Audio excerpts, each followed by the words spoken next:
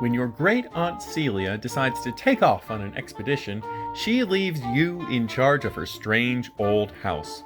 It looks as though she won't return by the end of the month, so you follow the instructions in her note. You open the door to a secret room where you find 3 boxes and another note from your aunt. Open one, but only one of the boxes, it says. Which box will you choose? If you open the box marked past, turn to page 91. If you open the box marked future, turn to page 60. And if you choose the box marked never, turn to page 31. Watch out. The power of the boxes may be stronger than you think.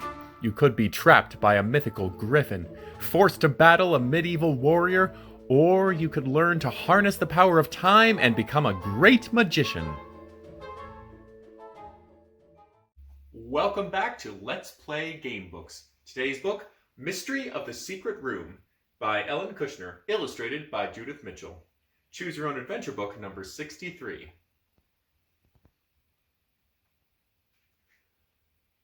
Your great aunt Celia has always been a little unusual. She lives in a big old house at the end of town. People say she's weird, but you're her favorite relative, so you always defend her. In fact, she's fond of telling you that you're the only one in the whole family with 2 brains to rub together. Aunt Celia's house is filled with exotic things. In her garden there are strange herbs and plants like rhubarb and deadly nightshade. Oh, rhubarb, what a weird thing to have in your garden. She has a Venus flytrap in the kitchen and a wonderful collection of shrunken heads from Borneo. And last winter, when she went off on an expedition to the Himalayas to hunt for the abominable snowman, she brought you back a yak skin rug and some photos. She says they're of the abominable snowman, but you can't help but wonder if you're looking at the result of specks on the camera lens. Now, great Aunt Celia has gone off on another expedition, but this time she wouldn't tell you what it was. She's left you the keys to the house and a list, as long as your arm, of things for you to take care of while she's gone. To begin with, you have to keep the Venus flytrap and the garden watered. Then you have to feed the toucan, the Siamese fighting fish, the boa constrictor, the white mice, and the cat. At the bottom of the list is a note. If I am not back by the 31st, open the door with the lizard key and follow the new instructions. Do not open the door before then. Turn to page 2. Great Aunt Celia's enormous keyring is full of keys of all different shapes and sizes. You know where most of them belong, from the large key to the front door to the tiny key to the spice cabinet, but you've always wondered what door the lizard key fits. It's a small key, shaped like a lizard, with the shank of the key at the end of the lizard's tail. You try it on every door in the house, but it doesn't fit any of the keyholes. You wonder what will happen if Aunt Celia isn't back by the 31st and you still can't find the door.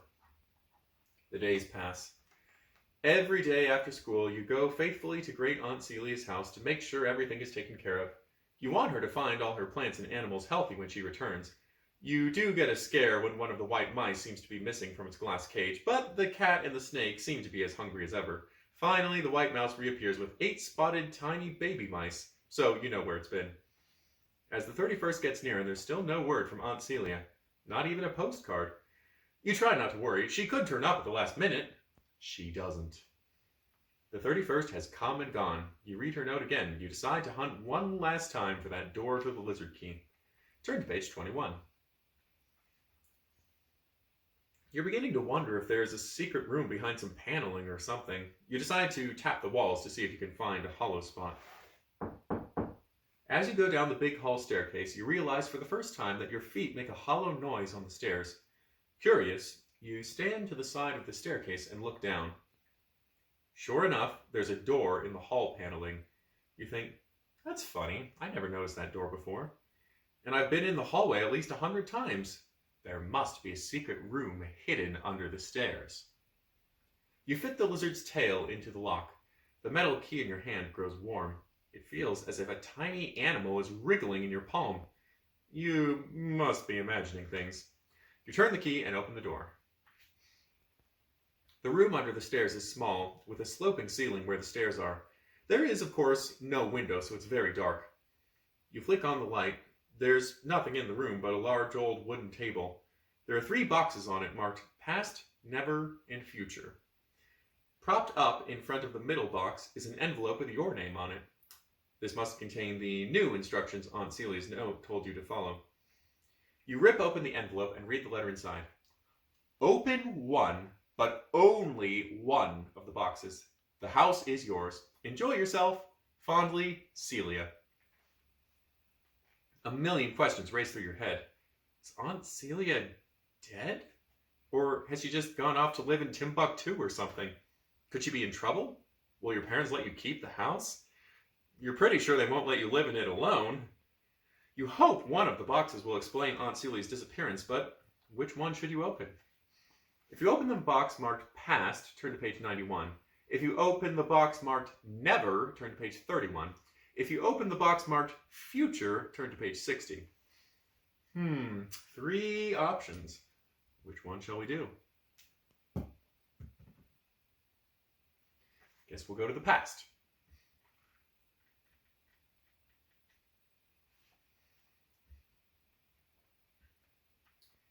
You step forward and lift the lid off the box labeled past.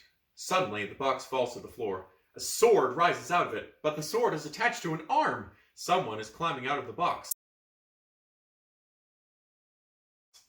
A boy a little older than you are, with very long hair and a very short dress on, scrambles out, waving the sword.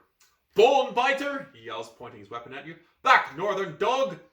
He must be out of his mind, you tell yourself. He can hurt someone with that thing. You run to the door of the secret room and slam it behind you, locking it quickly. There, now he can't get out. But where did he come from? You wonder. Well, the past, according to the box. He can't have been hiding there all the time Aunt Celia's been away, waiting for you to come in. You peer through the keyhole. He's standing in the middle of the room, looking confused. "Hi," you say through the keyhole. "Put that sword down. I'm not going to hurt you." "Is this some northern trick?"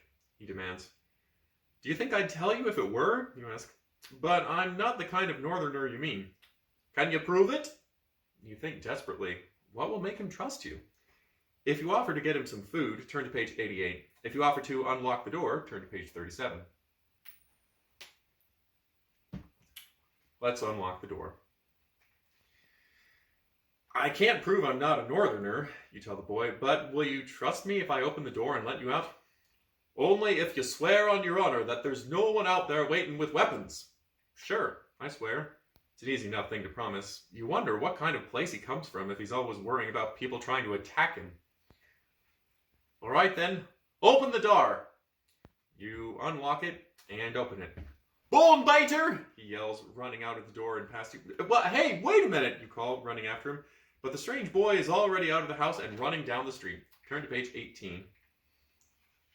There's nothing for you to do but run after the strange boy. You get to the end of the driveway, but there's no sign of him. Then you hear a whisper from the bushes. "Psst! Where are the dragons?" He's crouched down in the shrubbery, staring at the road, ready to pounce. You look to see what he's watching so carefully and realize it's an oncoming car. "Get down," he whispers, "or, friend or foe, your dragon's dinner. The dragon's jaws are weighed, and it's a vile death I would not wish on anyone." You get down in the bushes next to him. "Thanks," you say, "but there's something I've got to explain." "There's no time," he hisses. "It's almost upon us. But with 2 of us, we'll have a chance. When I say no, we attack." If you try to explain to him what cars are, turn to page 29. If you try to grab him before he jumps at the car, turn to page 14. All right, we'll just have to grab him. The car comes closer. "No!" the boy cries. You catch hold of his ankle, but he's stronger than he looks. He wriggles free and runs out in front of the car. It screeches to a halt. He brings his sword crashing down on the right headlamp.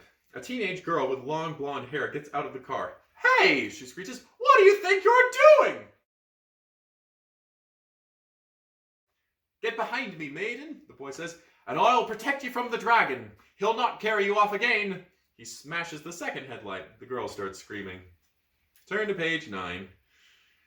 "You've got to do something." "Stop it," you tell the boy with the sword. "Can't you see it's already dead?" He looks at the dark and silent car. "Why, so it is." "Well, I had no idea killing a dragon was so easy." "Perhaps it was just a young one." The blonde girl is staring at him. "Hey," she says slowly, "haven't I seen your picture somewhere? Aren't you a musician?" You look at the boy. With his long hair and strange clothes, he does look a little like a rock star. He says bashfully, "Well, I do have some skill in music." "I've got it," she says. "You're the lead singer for that English group, Grendel and the Monsters." "Oh, you do me much honor," he says. "The monster Grendel was actually slain by a relative of mine." To your surprise, the boy is blushing. Of course, a teenage hero, a teenage girl adoring him, even if he's from the past. Some things never change. The excited girl ignores his strange words. "You're playing at the arena tomorrow night. This was just some weird publicity stunt, right?" She looks at the car. "Oh no, my dad'll kill me." Turn to page 32. "What?" The boy snaps to attention. "You're in danger?"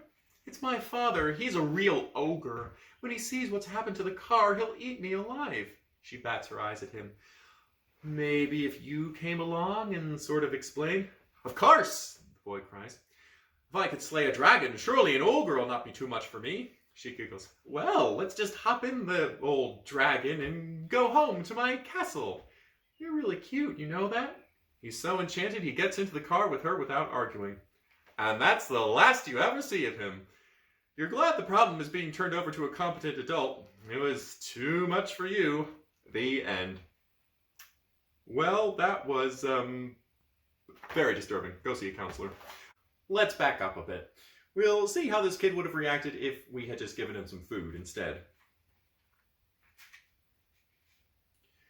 "I don't know what it takes to convince you I'm not your enemy," you tell the boy, "but if you're hungry, I can bring you something to eat." "How do I know it isn't poisoned?" he asks warily. "Look," you say in disgust, "I don't even know who you are. Why would I want to poison you?" "You're a northern invader. Our people are sworn enemies." "You're the invader," you shout. "For your information, this is my house you're in. I don't know how you got here, but you're on someone else's property, and you better watch it. Now, are you hungry or not?" "Yes, please," he says quietly. "I haven't eaten all day." "Hang on," you tell him. "I'll be right back." You go to the kitchen and grab some bread and fruit. You also bring a rolling pin back with you, just in case he tries anything funny with that sword. You unlock the door of the secret room. "All right," you say. "Put the sword down and come eat." "I do not yield my sword," he says, "but I set him aside in the name of hospitality." "Whatever you say." Go on to the next page. When he sees the bread, the boy gets all excited. "But this is wonderful. So fine, so white. It's fit for a king's table." "It's only Wonder Bread," you mutter, embarrassed. "And rightly named," he says. "Your hospitality honors me." He eats an apple, but picks up a banana curiously. "What's this?" "You've got a lot to learn," you say, and peel it for him. "You better come home with me." Turn to page 46. You can't take the boy home with you dressed like that. It's nowhere near Halloween. Upstairs in a drawer, you find an old pair of blue jeans and make him put them on with his long shirt tucked in. He doesn't want to leave his sword behind, though. "Do you fear me still?" he asks. "But I have tasted your hospitality, eaten under your roof. It's against the laws of civilization for me to attack you now." "You're going to eat under my mother's roof," you say firmly, "and she doesn't allow swords at the dinner table." Finally, you manage to convince him that the sword will be safe if you hide it in Aunt Celia's secret room and lock the door. Once you get outside, you have to explain to him what streetlights are, and bicycles. You're in the middle of trying to tell him about fire hydrants when he suddenly falls down on his knees in the middle of the sidewalk in front of you. "Please," he says, looking up at you sadly. "I didn't understand before, but I see now that these are not the works of men. It must be that I've fallen into Elfland, the country of magic, and I was fool enough to eat your food. Everyone knows that one who's tasted elfish fruit can never go home again. But you seem kind. I beg you, have pity on me and send me home." Unfortunately, you can't do that, but if he thinks you have magic powers, he might be easier to manage. It isn't really true, of course, but you're not sure you can explain science to him either. If you let him think that he's in Elfland, turn to page 24. If you tell him he's really in the future, turn to page 76. All right, I guess we'll tell him that this is Elfland. "Well," you say to the boy from the past, "we'll just have to see. The magic of Elfland brought you here, all right. But if you do just what I tell you, maybe we'll find a way to get you back home. As you say it, you realize for the first time that it might be true. Great Aunt Celia's boxes are magic. You know less about magic than this boy does, but somehow you've got to figure out what's going on. What's your name? You ask him. Don't you know it already? He says. Of course I know it, you say, bluffing in an attempt to seem more powerful. But I want you to say it. It's Ingeld, he tells you. He doesn't ask you yours. Okay, Ingeld, you say, we're going to see a very powerful sorceress. She's got even more magic than me, and if we do anything wrong, she'll punish us horribly. So just do whatever I say and don't argue, all right? Ingeld nods. Turn to page 73. When you walk in the front door, your mother is cooking dinner. Mom, you say, this is my friend Ed from school. We're working on a project together. Can he stay for dinner? How many times do I have to tell you to call first if you want to bring someone home? She says angrily. Ingeld has been staring at the gas fire on the stove. Suddenly he falls to his knees again, saying, Oh, mistress of the blue flame, please accept my... You kick him before he can say any more. I did call, Mom. The line was busy. But your mother is staring at Ingeld. Is he all right? Sure. Come on, Ed. You pull on his collar. Get up. It's not funny anymore. Your mother shakes her head. All right, you clowns. Go watch TV or listen to records in your room or something. I'll call you when dinner's ready. You think for a second. TV is bound to convince Ingeld that he's in Elfland, but it might excite him too much. Maybe it would be safer to take him to your room where there's more privacy. If you take Ingeld to watch TV, turn to page 40. If you take him to your room, turn to page 11.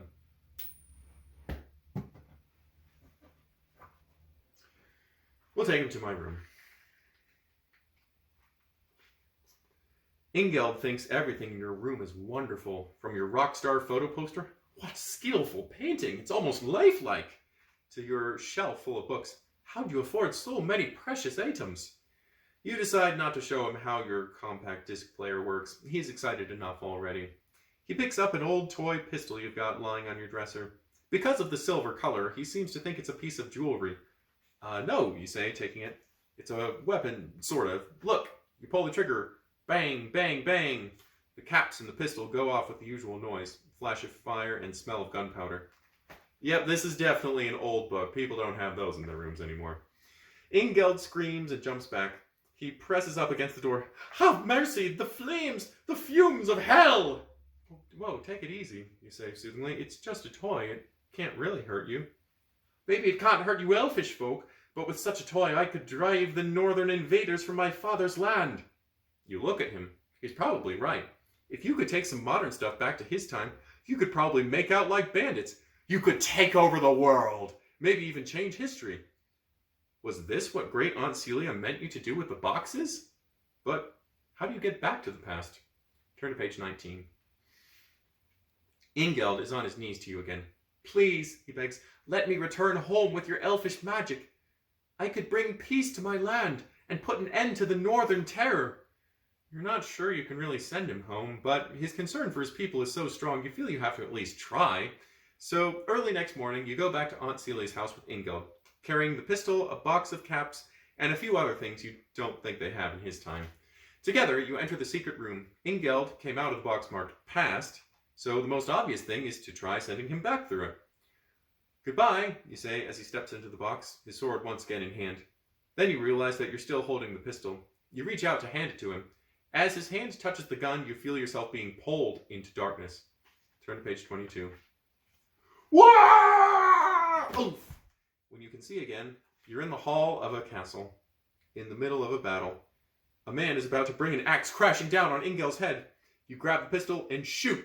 The man with the axe jumps back in surprise. Ingeld lifts his sword, Bonebiter, and shows you how it got its name. The rest of the battle is full of similar scenes you'd rather not think about, but you use the cap pistol to scare the Northmen, and Ingeld leads his father's men to victory. Finally, you're standing in a smoky, bloody hall with cheering all around you. The man who approaches you and Ingeld is the only one in the room without a smile. My lord, he says to your friend, Edric, your father, has fallen nobly in battle. He is dead.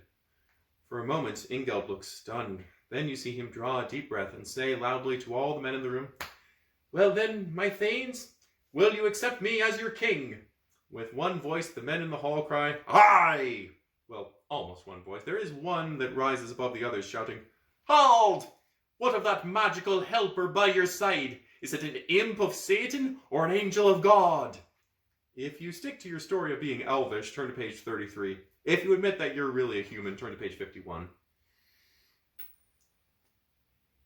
Let's tell the truth. You answer the warriors. "Do I look like an imp or an angel? I'm a human being, just like you."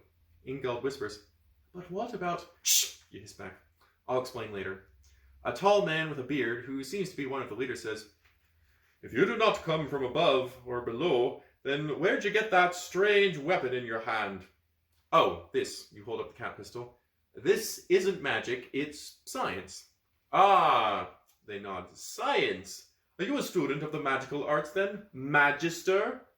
Magister turns out to be Latin for master or teacher. To these people, the line between magic and science is pretty dim. They accept you as a wizard, as long as you assure them that your power does not come from the devil. Ingeld is made king, and you become his trusted advisor. You keep your reputation as a wizard with the things you brought from home. Safety matches, a lighter, a compass, rubber bands, nylon fishing line, it doesn't break. Plastic bags, they keep out water. And ping pong balls. The land prospers. The Northmen never come back. Your reputation for wisdom grows as you teach Ingeld's people about using soap and water to fight sickness. You are treated as a respected adult. You've almost forgotten what it's like to be a kid at home. Then one day, when you're riding in the fields outside the castle, you see an old beggar woman by the side of the road. Turn to page 57. "Alms," the woman calls. "Help a poor woman." You and Ingeld always try to help the poor. Stopping your horse to give her some coins, you see that she's very dirty and ragged. "Go to the castle," you say. "They'll give you a good meal." "I might just do that," she says. "Now get down off that horse so I can see how you've grown. It's Aunt Celia!" This is just a disguise. I wanted to test you, to see if power had made you cruel. But I see and hear only good things of you. 1,000 questions crowd your mind, but before you can even begin to ask them, Aunt Celia explains, "Of course, I've been doing magic in that old house for years. You know, I've always loved to travel, and I finally figured out how to travel in time and took off for a long vacation. Those boxes were your going away present. I thought you'd enjoy them. I must say I'm surprised to find you here in the past. You must have been touching your friend when he went back into the box, and the power dragged you here along with him. He should, of course, have died in that battle. I chose people for the boxes who were about to die in their own times, so they wouldn't be missed. But you saved his life, and now you're sitting pretty. You want Great Aunt Celia to return to the castle as your honored guest, but she has an important appointment in Baghdad. However, she does promise to stop in and see you from time to time, and to teach you some real magic for when your matches and rubber bands burn out." The end. I wonder what would have happened if we pretended to be an elf. Let's see. You tell the crowd, "I am neither imp nor angel, good nor evil. My magic comes from Elfland, where there are many wonders. Ooh. I came here to help Ingeld get rid of the Northmen. I want to help." The tall, bearded man comes forward. "What interest does godless Elfland have in our battles?" Another warrior says to Ingeld, "My lord, you have been tricked. The elves do not accept the word of God. They are in league with Satan. Turn away from this elfish magic before it's too late." "Beware!" the other warriors take up the cry. "We will not be led by a godless king. Turn away from Elfland or leave this kingdom forever." Ingeld looks at you. You're his friend. He knows you saved his life and that you're in danger now. But should he risk his home and his power for you? On the other hand, how much good can he do you if he becomes an outcast? "What should I do?" he asks you. If you say, "Help me," turn to page 107. If you say, "Reject me," turn to page 62.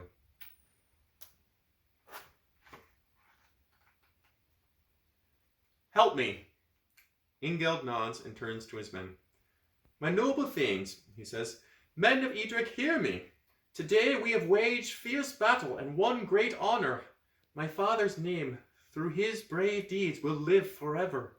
And would you on this same day ask me, his son, to throw my name and honor away? What? The room is full of buzzing questions. Ingeld holds up a hand for silence.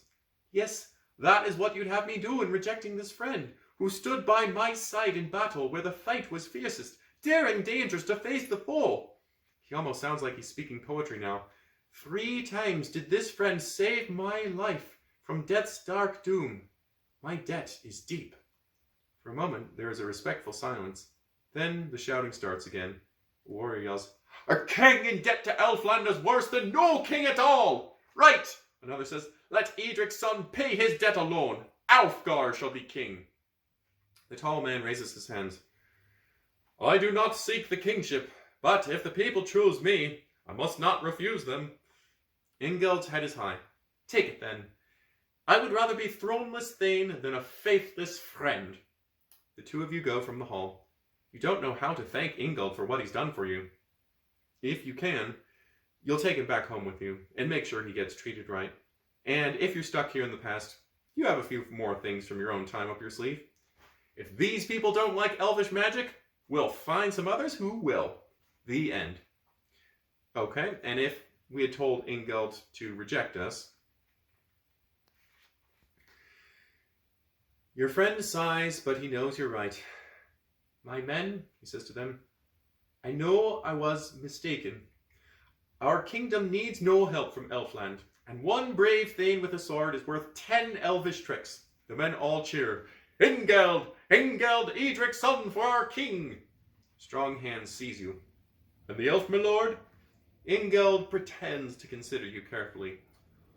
"God's works are great," he says at last. "May not this elf be given to us to be turned from sin, and so learn of God's mercy?"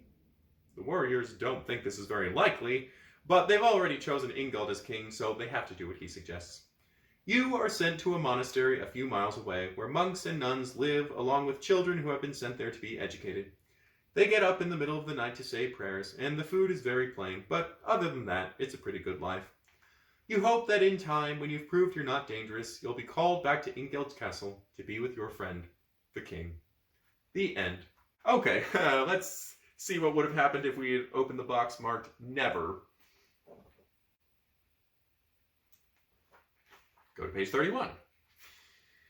You already know about the past, and you don't think you want to know about the future. You open the box labeled never. You're almost knocked backward by a burst of air. Flapping wings rise up out of the box, attached to the strangest looking creature you've ever seen. It opens its beak and speaks. "Blast! And I was just about to get that crocodile!" You stare. The creature's about as big as a lion, with a lion's tail and paws, but it has a sort of eagle's head and wings. No wonder the box is labeled never. Such a creature could never have existed outside the pages of a book. But here it is, hovering over your head in your great Aunt Celia's house. It looks down and sees you. "Hello?" it says. "Are you a new kind of crocodile?" "No," you answer. "I'm a human being." "Ah, yes," it says. "I met one of those only last week. Are you good to eat?" Not particularly," you say hastily. "Neither was it. At least, it said it wasn't.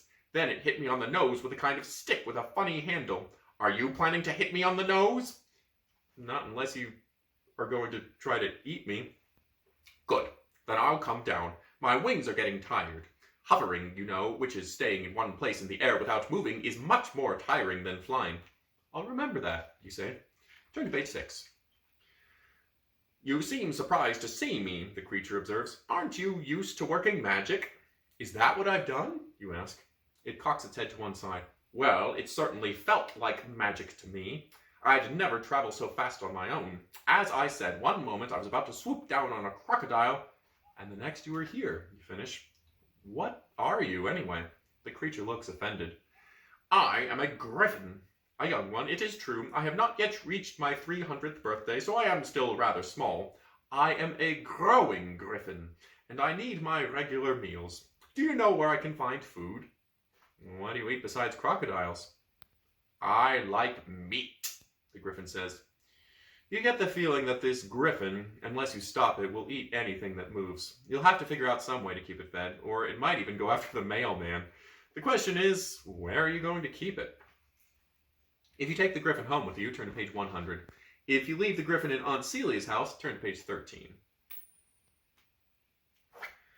Yeah, let's take it home with me. I've always wanted to have a Griffin in my house. I know a nice place where you can stay, you tell the Griffin. There aren't any crocodiles there, but I'm sure we can find you some food. Good, says the Griffin. Let's go.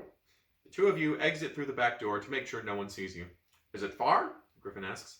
About a 10-minute walk, you answer. What a waste of time. Let's fly. The Griffin lets you climb onto its back. It feels like sitting on a very big dog. Then it lifts its wings and you soar into the air. The streets look very different from above, but you find your way home. You're coming down for a landing in your backyard when the Griffin suddenly swerves in midair. Dinner! It cries. You look down with horror. The Griffin is diving straight for your next-door neighbor's dog. You can't let it eat someone's pet, you tell yourself. How can you make the Griffin stop? If you shout to the Griffin to stop, turn to page 110. If you try to pull it out of its dive by the neck, turn to page 42. We'll tell it to stop.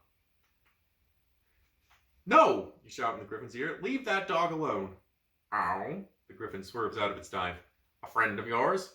Not exactly, but we could get in a lot of trouble if you ate it. The Griffin lands in your backyard between the garage and some bushes. It ruffles its feathers. Just when I thought I was going to get in some decent hunting. You can see trouble coming.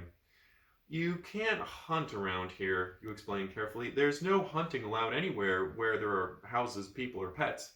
I'll bring you some food. You stay on that nice platform there. You point to the top of the garage. And there's my window. If you need anything in the night, fly up there and knock with your beak. But don't bother anyone else in the house. I understand, Griffin nods. But it seems that it didn't. About an hour later, you hear your mother squawking. My chicken! What on earth happened to my chicken? I left it out on the back porch to thaw and it's gone.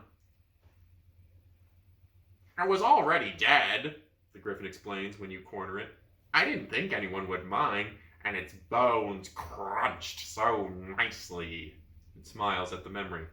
I'm still a little hungry, though. I don't suppose you could get me another? I'll try, you say, but from now on, eat only what I bring you. Turn to page 75. You go to the store and buy the Griffin another chicken. It costs all that's left of your week's allowance. There goes that record you were going to buy. Yeah, this is an old book. A few days go by. The Griffin continues to behave itself, but you're going broke feeding it. You do get to go for fantastic rides on its back at night when no one can see, but you've got to come up with a way to make some money fast. None of the usual job that kids can do, like delivering papers or mowing lawns, will make enough cash. You look in the paper. There's an article on a missing dog, a valuable prize Shih Tzu that may have been stolen. The reward for its return is $10,000, a nice piece of change. But what chance do you have of finding the dog when the police have failed? Then, a notice in the want ads catches your eye. Speedy messenger service. Overnight express, our specialty. Messengers wanted, but must have own transportation. Well, that's more like it. You certainly have transportation. You decide to try getting a job with Speedy Messenger Service. Turn to page 68. You know the messenger service isn't going to want to hire some kid, so you put on a pair of sunglasses and your mom's old trench coat and go down to the office. A bald man chomping on a big cigar says, Yeah, what do you want? You try to make your voice sound deep. I want to be a speedy messenger. I've got transportation. Yeah, all right. We pay by the job. I've got one right now.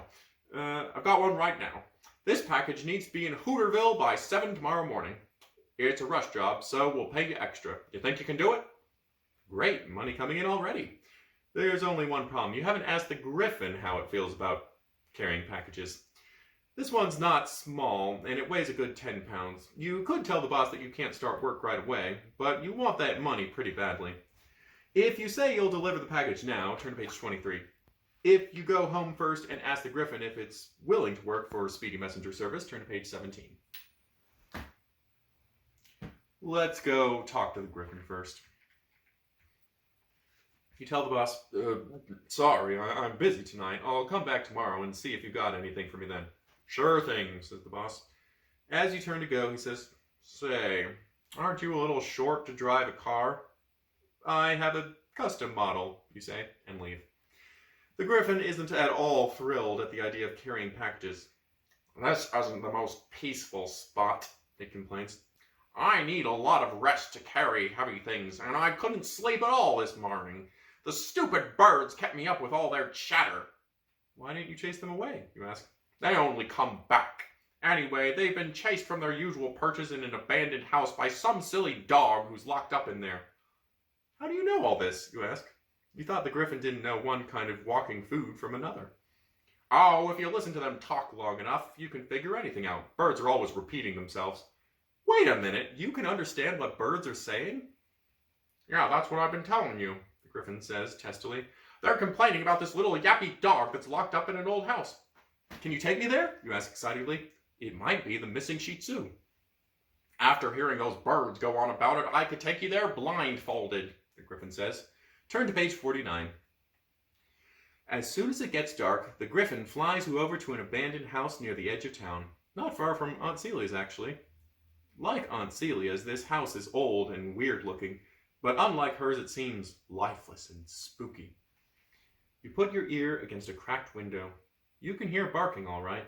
The Griffin breaks the window for you with its beak, and you climb in. In the middle of the empty dining room is a funny little dog with more hair than brains. It jumps all over you and licks your face. Hey! Shouts a voice behind you. What's going on here? It's the dog nappers. They're two men in trench coats and black leather gloves. One of them's holding a rubber truncheon. He raises it threateningly at you. Turn to page 54. On your other side, the Griffin lifts its wings and clacks its beak angrily. Yo! The dog nappers yell, a monster! They run out the door and keep on running. Monster indeed, the Griffin says with a sniff.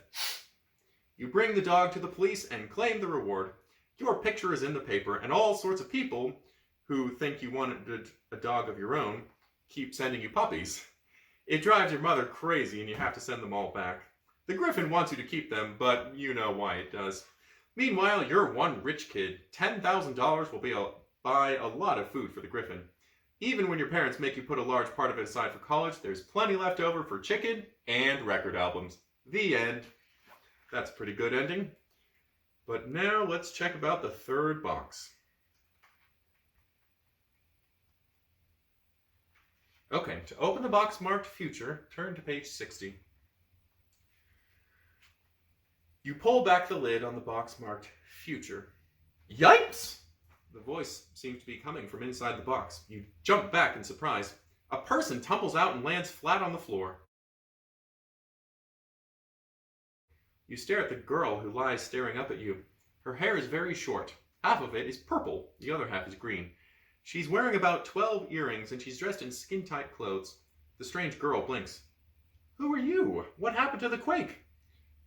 You're from the future, at least I think you are, you tell her. There isn't any quake here. You came out of a box marked Future. What do you think I am, cornflakes? She says scornfully. You show her the box.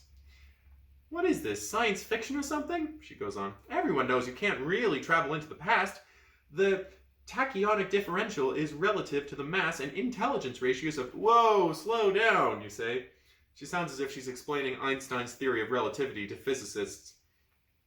It's still the 20th century. We've only just invented word processors. Wow, it's a long way back indeed. Well, how did I get here then? She asks, looking very confused. You take a deep breath. That's a good question. If you tell her you think that great Aunt Celia knew how to work magic, turn to page 67. If you tell her you have no idea, turn to page 96.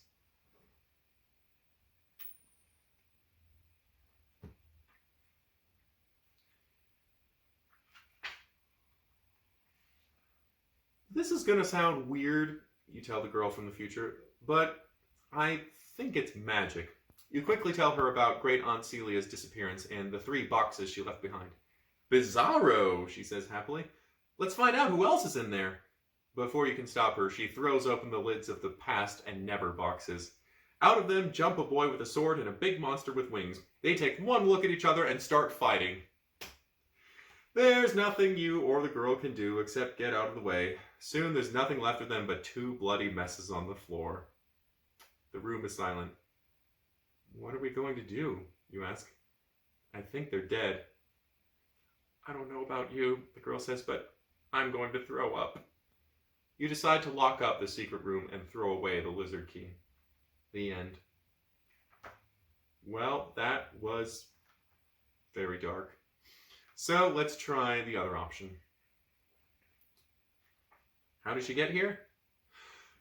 I don't have any idea how you got here, you tell the girl. I just opened the box and you fell out. Where do you come from anyway? I'm from New Brazil, she says. My name's Tiffany Woodstock, Luna's daughter, but my friends call me Woody. Suddenly her face clouds with worry. I hope they're all right. If anything's happened to my mates...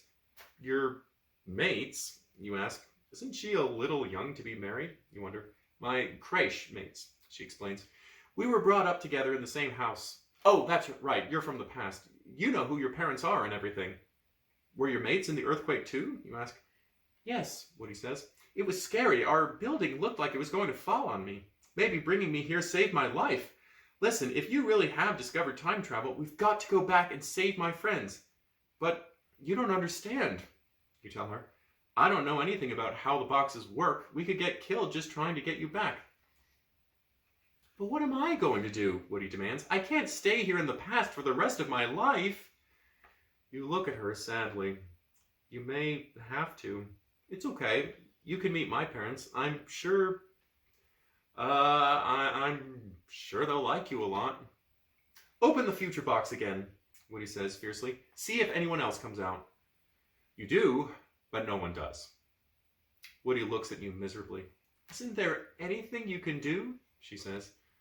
If you decide to try to help Woody get back to the future, turn to page 44. If you insist on taking her home with you now, turn to page 7. Let's see. To get her back to the future, I think we need a car going 88 miles an hour and 1.21 gigawatts of power. So let's just take her home.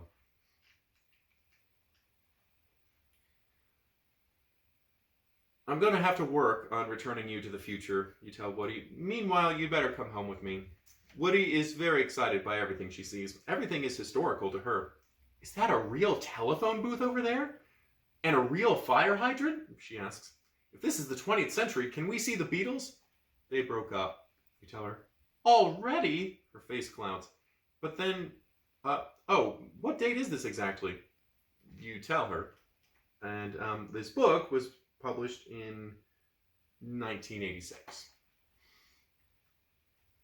Oh my gosh, then I'm just in time to stop the North American wars. Woody explains to you that tomorrow a minor government official named Lopez is due to be assassinated by a crazy fanatic.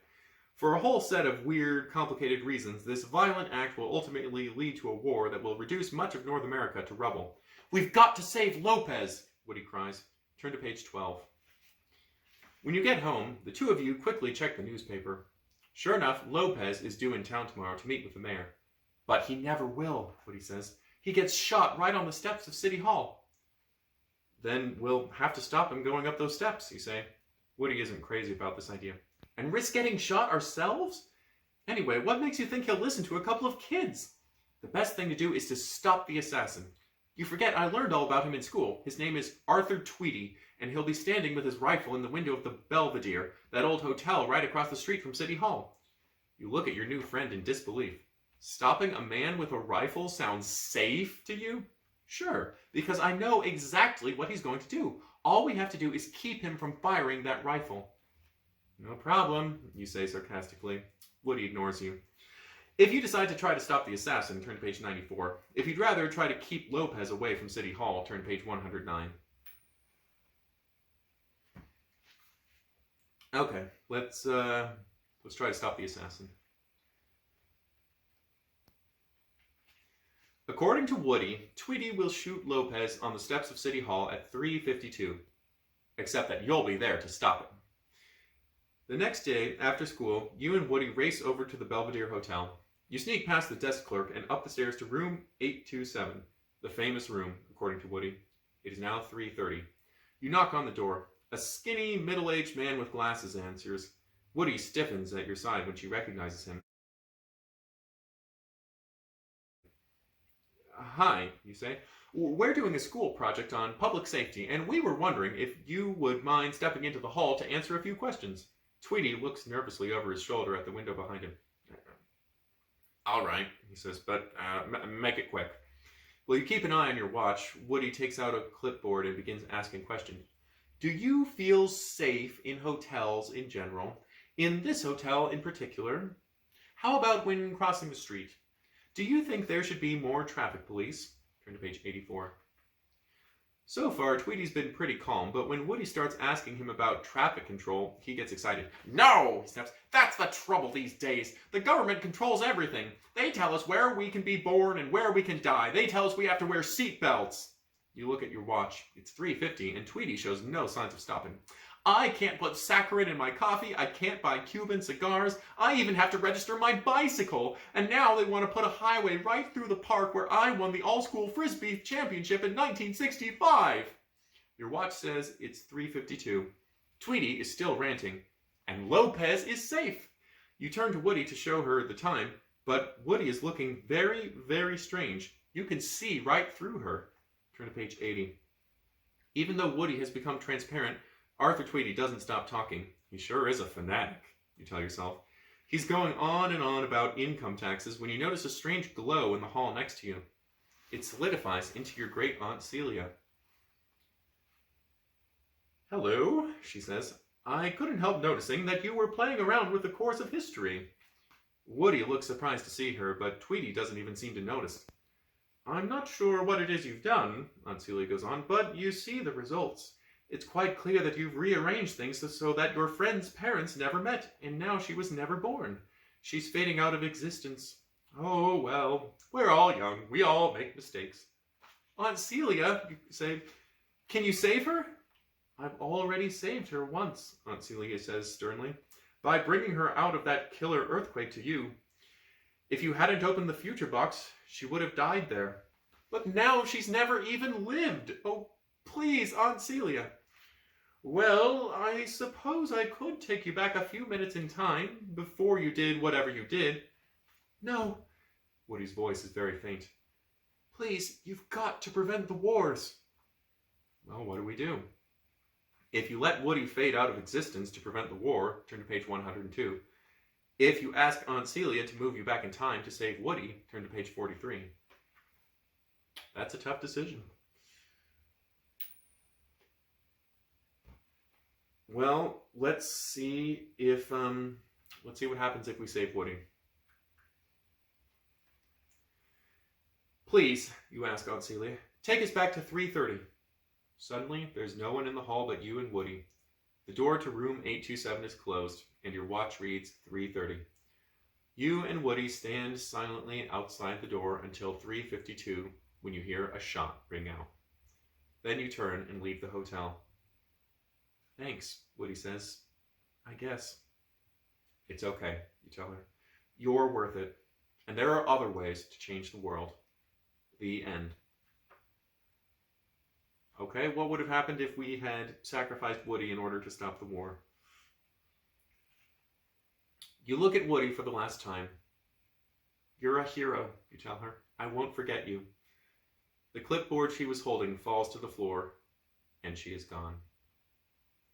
And what about that tax on beer? Arthur Tweety is saying. Beer is necessary to human life. Oh, shut up, you mutter. Go find another Frisbee game. He doesn't realize that soon he's talking only to an empty hall. Great Aunt Celia is walking you down the street. I know how you feel, she says. I got tired of this world too, and decided to use my magic to travel to other worlds and times. I didn't just leave you the boxes. I left you my whole old house, and all the magic in it. Someday, if you work hard, you'll know enough magic to be able to follow me. You've already learned the first and hardest lesson. Power is dangerous. You must use it carefully. Then she gives you a quick hug, murmuring, good luck. And with that, she's gone. Without thinking, you wander back to Aunt Celia's house. Once again you enter the secret room under the stairs. The box marked Future lies open and empty. On the floor, Past and Never sit closed and mysterious on the table. What would have happened if you'd opened one of them instead? But do you really want to find out? The end.